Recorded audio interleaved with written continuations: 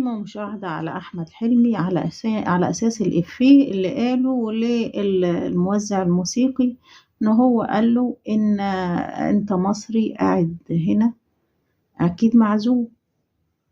يا جماعة هو إيه المشكلة يعني؟ حتى لو قال له إفيه زي، لأن أحمد حلمي متعود على الهدايا دي هو ومراته. لو سمعنا اللقاء ده، نسمع اللقاء ده كده.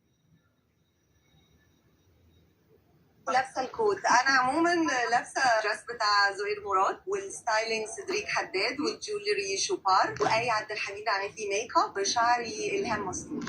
يعني كل الحاجات اللي هي لابساها دي، من اول الشعر اللي بتعمله للاكسسوار لحدية الملابس، هما ما بيدفعوش ثمنهم، هما متعودين الحاجه تيجي لهم على الجاهز كده كدعايه. فهو لما جه قال الإفيه ده هو استغرب ان في مصري قاعد قدام، على اساس ان هو متعود ما يدفعش الفلوس دي. حتى هنا عمل إفيه وقال لك انا اللي دافع الحاجات الفلوس دي. كل ده ردت لا والله لا. منى زكي قالت له لا حرام عليك. فهم متعودين ياخدوا الحاجات دي كهدايا. وبعدين يعني إفيه وقالوا عادي، يعني ما احنا بنقعد ننكت على مشاكل بعض وعلى حياتنا، مصعبين الدنيا ليه كده؟ والكل عمال يسلخ في أحمد حلمي. مش أحمد حلمي ده يا جماعة اللي الناس كانت بتحبه عشان بقدم برامج الأطفال وبقدم أفلام كنا بنقول عليها أفلام نظيفة، السينما النظيفة كنا بنقعد نتفرج إحنا وعيالنا عليها.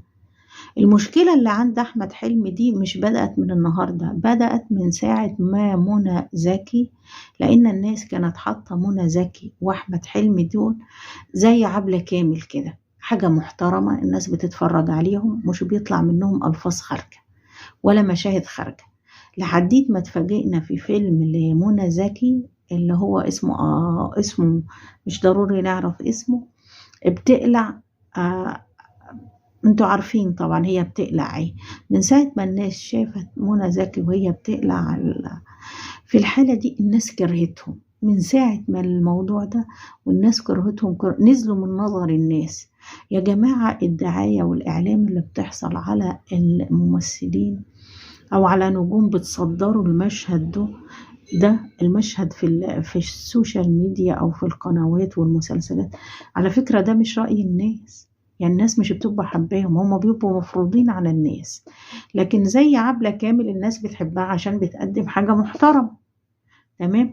أحمد حلمي كانت الناس بتحبه عشان بيقدم حاجة محترمة وأفلامه كويسة، ومنى زكي نفس الشيء، لحدت ما عملت الفيلم بتاع اللي مش عايزة أقول اسمه ده. من ساعتها والناس بتترصد ليهم، هم مش عارفين إن رصيدهم نزل من عند الناس، هم مش فاهمين كده.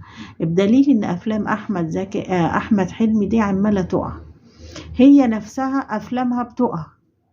يعني مش ما عادش قدامهم حل غير ان هم يطلعوا على السعودية ويعرضوا الماركات اللي ويقولوا الحبة اللي انتوا عارفينهم دول، على اساس يجمعوا فلوس، لانهم بني ادمين عايزين يعيشوا لهم متطلبات.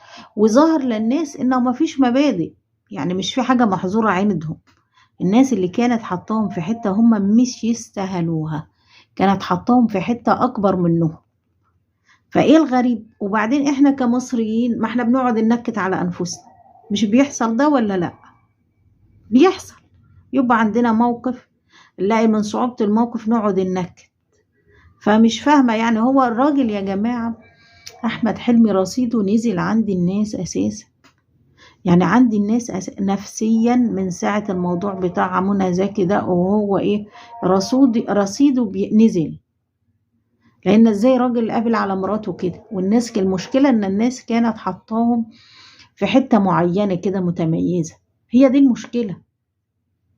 يعني الناس ادتهم اكبر من حجمهم. فالحمد لله ان الصور بتوضح والناس بتوضح. حلمي كده انضم لبيومي فؤاد، ان بيومي فؤاد برضو انكشف. فاكرينه وهو بيقول احنا مش بنضحك الناس، لا يا جماعة انتوا بتضحكوا الناس، وظيفتكم تضحكوا الناس، بس يا ريت ما تضحكوش الناس علينا، على المصريين. احنا بينا اللي مكفين، احنا بنقعد ننكت على نفسنا واحنا قاعدين كده على موقف، فكفاية اللي احنا فيه، يعني ابعدوا عننا شوية. نكته على اي حد تاني. تمام. وبعدين في الاول والاخر احمد حلمي ده اسمه مشخصاتي. انتوا عارفين المشخصاتي كان زمان مش بتقبل شهادتهم في المحاكم، انتوا عارفين الكلام ده.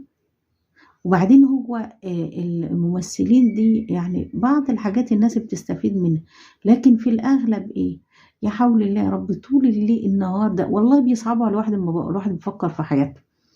طول النهار أو معظم الوقت مجبر يركب وش غير وشه الطبيعي ويتكلم غير كطريقته الطبيعية. إذا كان الواحد لما بيعمل كده مرة واتنين مع حد بيحس إنه مخنوق، فما بالك بدول حياتهم كلها كده. يعني بيتهيألي إن هم نسيوا حياتهم الطبيعية من كتر التمثيل واللبس والمجاملات والمهرجانات عشان يرضوا ده ويرضوا ده ويرضوا ده. الحمد لله إن الواحد مش أو إن الحمد لله إن الواحد مش بيشتغل مهنة زي دي، لأنها كارثة. ليلك نهار ونهار مطالب تجامل ده وتجامل ده وتجامل ده، طب ليه؟ فيعني مش تسلخوا قوي لأحمد حلمي، فوتوها زي ما الناس بتفوت، كل ما يفتح حاجة يقولوا لك أحمد حلمي المصريين، أحمد حلمي. إيه يا جماعة؟ عادي يعني، خلي الدنيا بسيطة. يعني بيتهيألي المصريين يجتمعوا في حاجة كبيرة وانتوا عارفين واحنا عارفين، يجتمعوا في حاجة مهمة، يتحدوا كده ويقفوا وقفة. مش أحمد حلمي، مش لاقيين حد يشطروا عليه إلا أحمد حلمي. ما احنا عارفين ان احمد حلمي ده رامين طوبته من زمان. شدوا حيلكوا للي جاي، شدوا حيلكوا يا مصريين للي جاي، وتدافعوا كده بكرامة وبإرادة وبحماس. مش احمد حلمي